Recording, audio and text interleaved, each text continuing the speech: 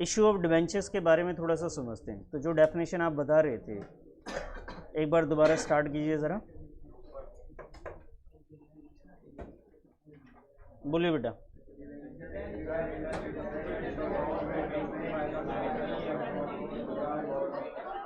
Debenture is a written instrument. Debenture is a written instrument और document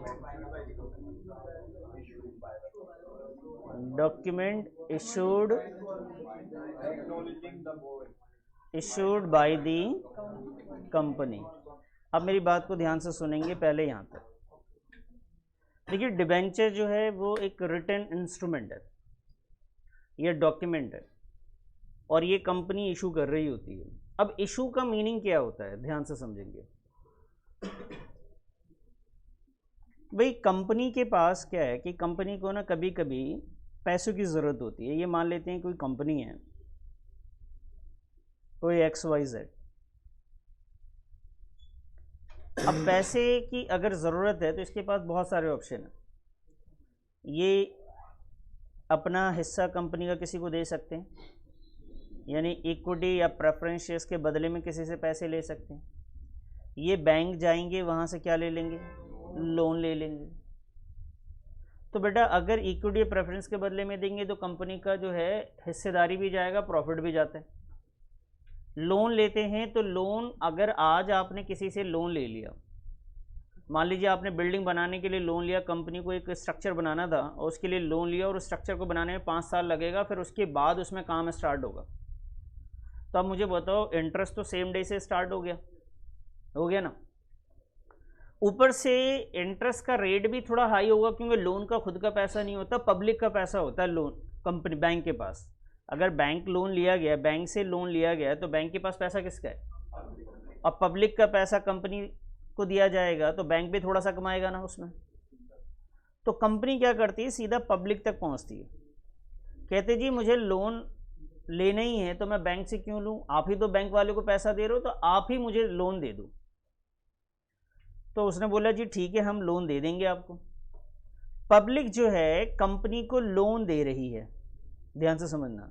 public किसको loan दे रही है बेटा, कंपनी को। यानी पब्लिक से कंपनी ने, मान लेते हैं एग्जांपल के तौर पे 10 लाख लिए, और लेकिन एक बंदे से नहीं, कई सारे लोगों से मिलके थोड़ा थोड़ा पैसा करके लिया उसने। किसी से 5,000, किसी 10,000, किसी 2,000, 1,000 करके, ऐसे करके कंपनीज ने 10 लाख रुपए ले लिए। किससे ले लिए, पब्लिक से लिए। अब ध्यान से सुनेंगे। मान लीजिए पब्लिक को अचानक से किसी से पैसे की जरूरत पड़ गई। एक एग्जांपल के तौर पे यहाँ पे एक रवि है, रवि ने कंपनी को 10 लाख रुपए दिए। अब रवि को पैसे की जरूरत है, रवि जा रहा है किसी और के पास, मुकेश के पास, ABCD कोई भी बंदे के पास। वो कहता है यार मुझे ना ऐसा कर, मुझे पैसे दे दे, कंपनी को मैंने 5 साल के लिए लोन दिया है, जैसे वो वापस करेगा मैं तेरे को दे दूंगा। लोग कहते हैं ना कई बार वो कहते हैं कि भाई आप मुझे पैसे दे दो सॉरी। तो अब प्रॉब्लम क्या है, रवि जिसके पास भी जा रहा है, इसको अचानक से पैसे की जरूरत पड़ी है, ए के पास, बी के पास, सी के पास जा रहा है, और ए जो है, बी है, सी है, ये पैसे नहीं दे रहा। आपको पता है लोग पैसे किसको देते हैं, लोग पैसे पैसे वालों को देते हैं। जिसको पैसे की जरूरत है उसको नहीं देते, पैसे वाले को देते। एक एग्जांपल के तौर पे कि अगर मान लीजिए एक बहुत ही गरीब आदमी है और उसे 10 लाख की ज़रूरत है तो कोई नहीं देने वाला। लेकिन बहुत पैसे वाला आदमी है, उसके पास ज़मीनें हैं, घर है, गाड़ी है, सब कुछ है, बस उसके पास कैश नहीं है 10 लाख रुपए, बाकी सारी चीज़ें हैं। अब वो पैसे लेने जा रहा है किसी से, तो वो उसको दे देंगे। उसको क्या भरोसा हो जाता है कि चलो यार इसकी बिल्डिंग तो है, ये कहाँ भागेगा, इस पर गाड़ी तो है, इसका बिजनेस तो है, ये तो पैसे दे देगा।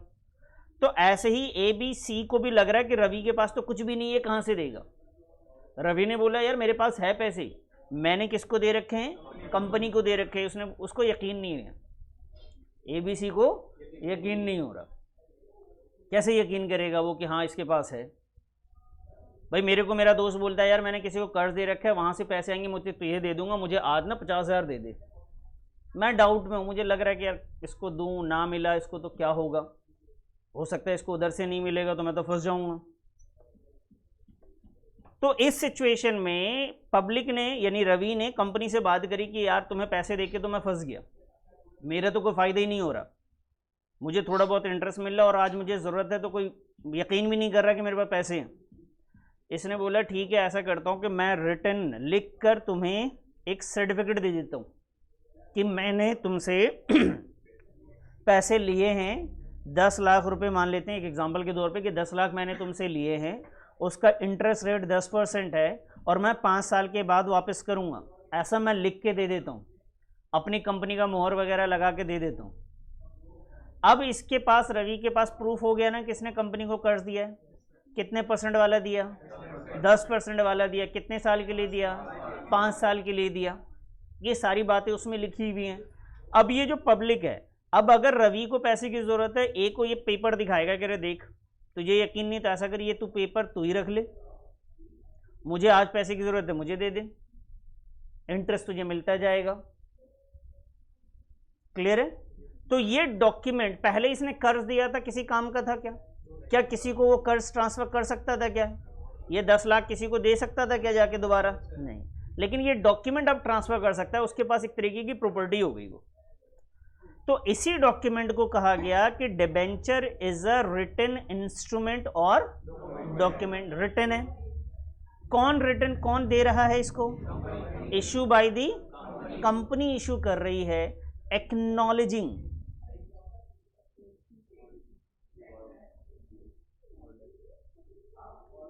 एक्नॉलेजिंग दी डेट, डेट ना, बोरिंग्स लो, एक्नॉलेजिंग दी बोरिंग्स या डेट्स। एक्नॉलेजिंग का मतलब क्या है? इसने एक्सेप्ट करा है कि मैंने आपसे कर्ज लिया है। जैसे आप कहीं पे फॉर्म जमा करते हैं तो आपको उसके बदले में रिसीट मिलती है, तो इसका मतलब कंपनी आपको एक्नॉलेजमेंट दे रहा है वो कि हाँ जी आपने फॉर्म सबमिट कर दिया, डुप्लीकेट कॉपी एक तरीके से दे दी गई, हाँ कि जी ये लीजिए मैंने आपसे कर्ज। तो एक्नॉलेजिंग, उसने एक्सेप्ट कर लिया इस बात को कि उसने आपसे कर्ज लिया है। तो कंपनी ये डॉक्यूमेंट क्यों इशू कर रही है भाई? कर्ज को एक्नॉलेज करने के लिए, कर्ज हमने लिया है उसको एक्सेप्ट करने के लिए। और उस डॉक्यूमेंट के अंदर क्या कंटेन होगा, क्या लिखा हुआ जाएगा भाई? रेट ऑफ इंटरेस्ट लिखा रहेगा, रीपेमेंट का तरीका लिखा रहेगा कि कैसे रीपे किए जाएंगे, उसका ड्यूरेशन क्या रहेगा वो भी लिखा हुआ रहेगा। बात समझ में आई? तो ये एक ऐसा डॉक्यूमेंट है। अब सवाल आता है कि सर ये डिबेंचर है, हम समझ में आ गए उस डॉक्यूमेंट को डिबेंचर कहते हैं, लेकिन ये इशू का क्या मतलब है? इशू का मतलब है कंपनी कहती है कि मैंने आपको सर्टिफिकेट हाथ में दिया, उसे कहते हैं इशू कर दिया। ठीक है जी, सर्टिफिकेट हाथ में दिया, इशू कर दिया। जैसे पब्लिक से बुक इशू कर, मतलब लाइब्रेरी से हम लोग बुक क्या करवाते हैं, कभी कभी इशू करवाते। ठीक है, तो वो मतलब हमने आपको दे दिया है, वो इशू है यहाँ पे। इस प्रोसेस में हो क्या रहा है? लास्ट क्लास में बच्चे ने पूछा सर डिबेंचर कंपनी दे रही है तो पैसा कौन दे रहा है?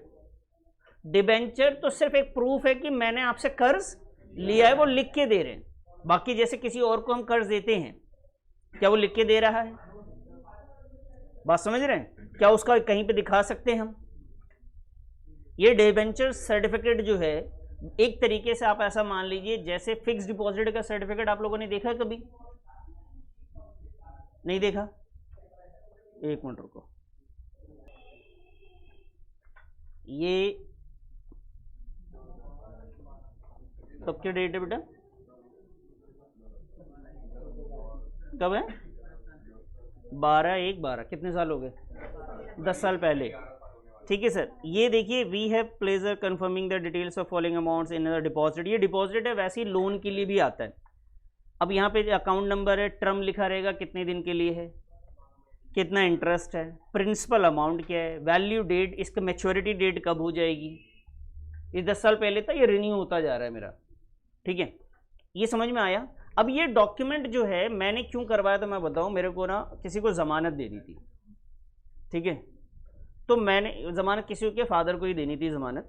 तो मैंने ना उस टाइम मेरे पे कोई प्रॉपर्टी तो था नहीं, और उनसे, उनकी गाड़ी से कोई एक्सीडेंट हुआ था, उनसे नहीं, किसी गाड़ी से एक्सीडेंट हुआ था किसी और की वजह से। तो कोर्ट में एक वो होता है कि भाई आप दीजिए, तो एक छोटे से वैल्यू का 25-30 हज़ार की वैल्यू का आपके पास कोई ज़मानत वही दे सकता है जो 25-30 हज़ार की वैल्यू का कुछ रहे। तो वो किया था। अब कोर्ट ने इसको एक डॉक्यूमेंट मान लिया कि हाँ इसकी कोई वैल्यू है। अगर मैं कहता मेरे पास 30 हज़ार रुपये, वो नहीं मानते, वो कहते नहीं जी ये नहीं है, आप डॉक्यूमेंट दिखाओ।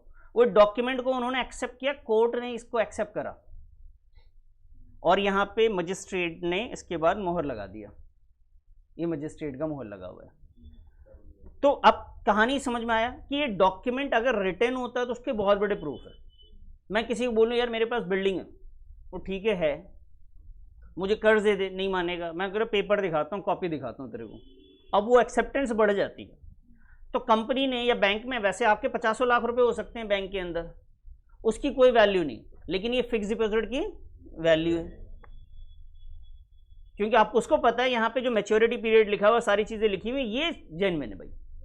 बैंक में तो आप कभी भी ऊपर नीचे निकाल लोगे, रख दोगे।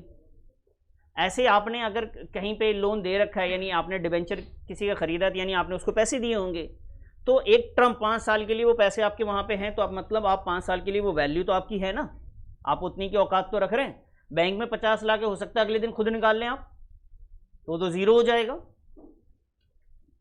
समझ में आई बात? तो ये डॉक्यूमेंट कैसा होता है, इसी टाइप से। अब तो रिटर्न में नहीं आता, अब तो ये डिजिटल फॉर्म में हो गया है।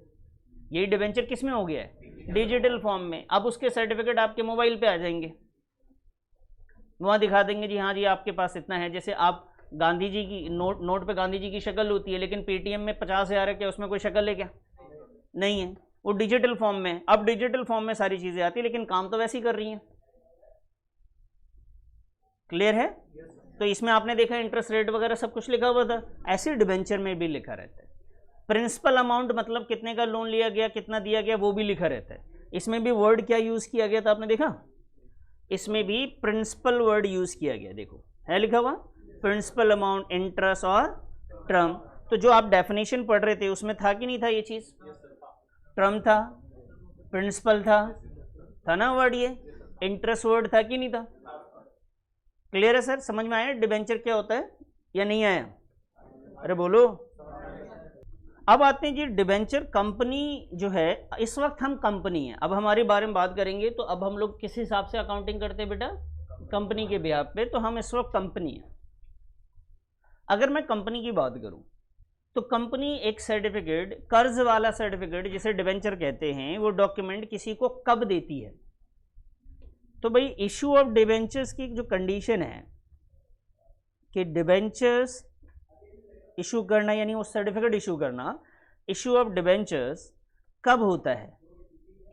तो बच्चे जनरली हम लोग यहाँ पे बात करेंगे, 3 सिचुएशन है जहाँ पे डिबेंचर इशू किए जाते हैं।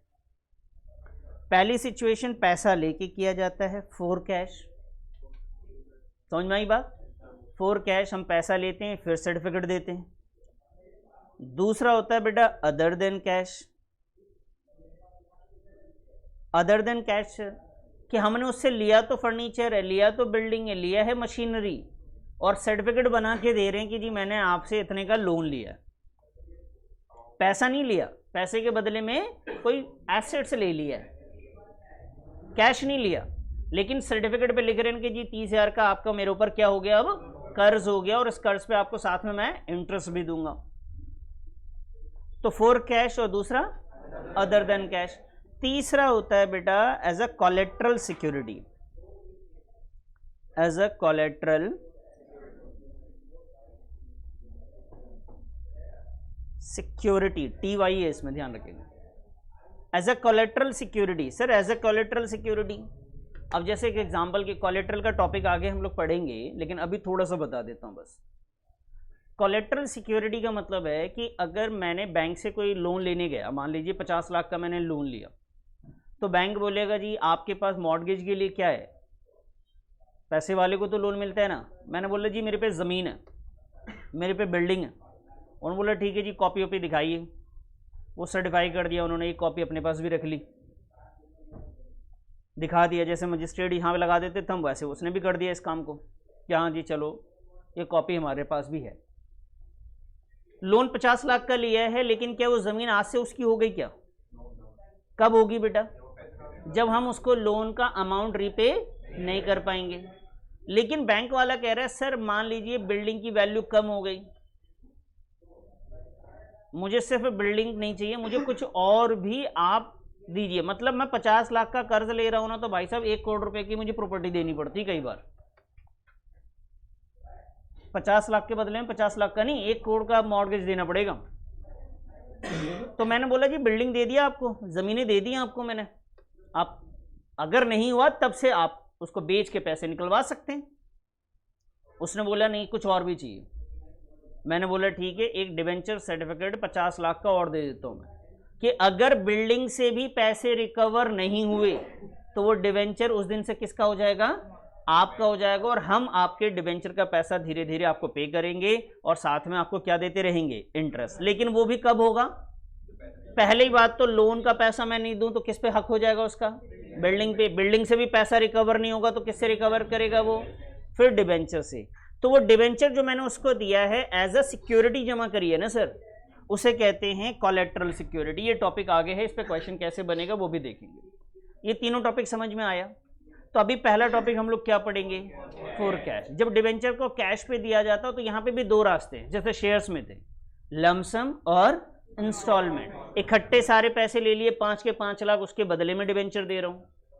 इकट्ठे ना लेके 2 इंस्टॉलमेंट में, 3 इंस्टॉलमेंट में पैसे ले लूं, उसके बाद डिवेंचर दूं। बात समझ रहे हैं? तो पहले आप यहां तक नोट करिए, फिर आगे बढ़ते हैं। हम लोग बात कर रहे हैं issue of debenture for cash की। अब फॉर कैश में भी हम बात करेंगे an installment basis, or lump sum, issue of debenture for cash and lump sum. अच्छा, ये डिबेंचर्स जो हम दे रहे हैं, हम पैसा इंस्टॉलमेंट में ले रहे हैं, इस बात को दिमाग में डालेंगे आप। पैसा किस में ले रहे हैं, इंस्टॉलमेंट में लेते हैं, और पैसा एक बार में लेते हैं, उसे क्या बोलते हैं हम लोग, लमसम बोलते हैं। तो हमारा वही तरीका है, हम पब्लिक से घर घर जाके पैसा नहीं मांगते, एक बार ऐलान कर देते हैं जिनको पैसा देना है, जिनको इंटरेस्ट का रेट पसंद आ रहा है, जिनको टर्म रिपेमेंट का टर्म पसंद आ रहा है कि 5 साल बाद में वापस करूंगा, इतना इंटरेस्ट दूंगा, वो मुझे अप्लाई करेंगे कि भाई साहब मुझे इसमें देना है, मैं उससे पैसे ले लूँगा। तो इसमें भी बेटा सेम सिचुएशन शेयर्स वाली आती है, और शेयर नहीं पड़ा है तो आप इधर ध्यान देना बस कि इसमें 2 एंट्रीज होती है, एक होता है पैसे रिसीव करने की और एक होता है बेटा ट्रांसफ़र करने की। तो पहली एंट्री जो है, पैसा जब रिसीव होगा तो बैंक अकाउंट डेबिट, और ये पैसा ना डिबेंचर के फॉर्म के साथ अप्लाई किया जाता है, तो इसे कहते हैं डिबेंचर एप्लीकेशन अकाउंट। क्या कहते हैं sir, debenture application account and allotment account भी लिख सकते हैं आप पूरा लिखना चाहें, जैसे bank account debit to debenture application, यहाँ भी लिख सकते हैं। अगर पूरा लिखना चाहते हैं bank account debit to debenture application and allotment account, तो आप इसको भी लिख सकते हैं। सेकेंड एंट्री की बात करें तो सेकेंड एंट्री में बेटा यहाँ पे आ जाता है debenture application account debit to, जितना परसेंट डिबेंचर आप दे रहे हैं, 9%, 10%। देखो डिबेंचर जो अलग होता है, जैसे शेयर होते हैं, एक इक्विटी शेयर और एक प्रेफरेंस शेयर्स होते हैं, तो यहाँ पे डिबेंचर जो दूसरों से डिबेंचर से अलग होता है वो परसेंटेज बेसिस पे अलग है सही मायने में। एक होता है कोई 8% का डिबेंचर किसी ने ले रखा है, किसी को 9% का दिया है, किसी को 10% का दिया है, तो आपको परसेंटेज लिखना है। अगर गिवन रेट दे रखा है तो उसके सामने रेट लगा देना है, और नहीं दे रखा है तो लगाने की जरूरत नहीं, सिर्फ क्या लिख लेंगे आप, परसेंटेज।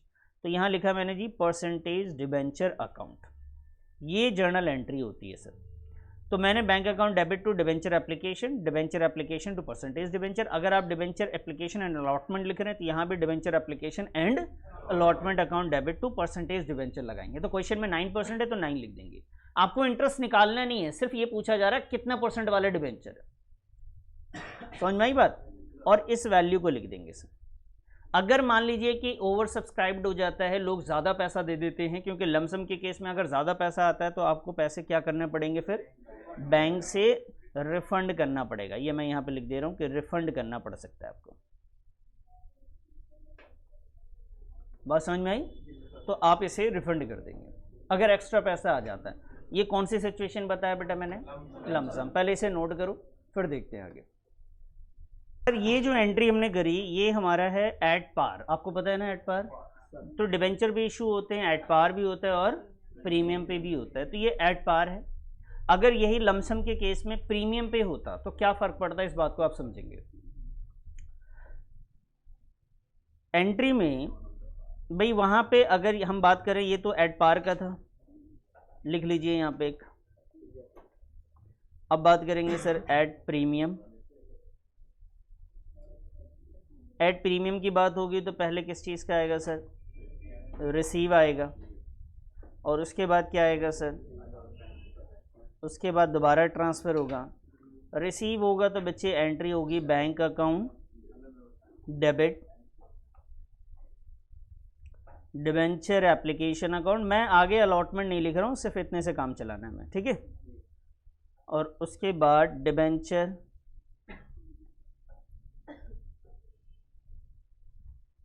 एप्लीकेशन अकाउंट डेबिट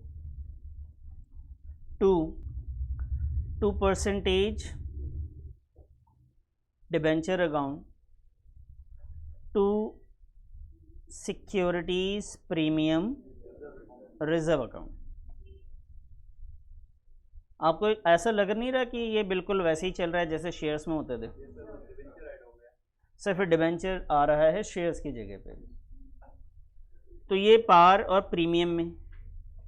आपको एक बात और बताऊं, जो डिबेंचर्स होते हैं ना वो 3 टाइप से इशू होते हैं। पार में भी होते हैं, प्रीमियम में भी होते हैं, और डिस्काउंट पे भी डिबेंचर इशू किए जाते हैं, ठीक है जी।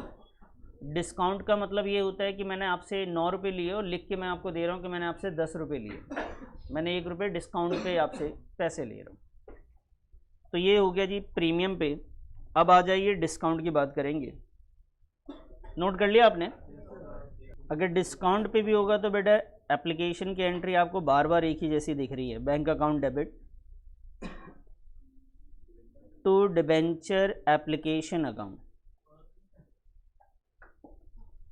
और अगर हम बात करें ट्रांसफ़र की,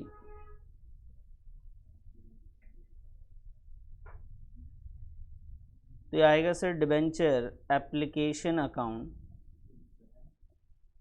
डिबेंचर एप्लीकेशन अकाउंट डेबिट।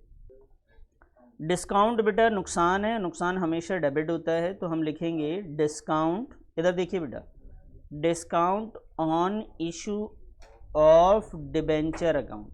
ये पूरा ख़ानदान लिखना है आपने, ऐसा नहीं सिर्फ डिस्काउंट लिख दो, आप पूरा लिखना है आपने। और डिस्काउंट ऑन डिबेंचर नहीं, discount on issue of debenture ही लिखेंगे आप। उसके बाद आएंगे सर नीचे, तो यहाँ पे फिर से वही डिबेंचर एप्लीकेशन के बाद परसेंटेज डिबेंचर अकाउंट, ये वैल्यू आ जाएगी सर।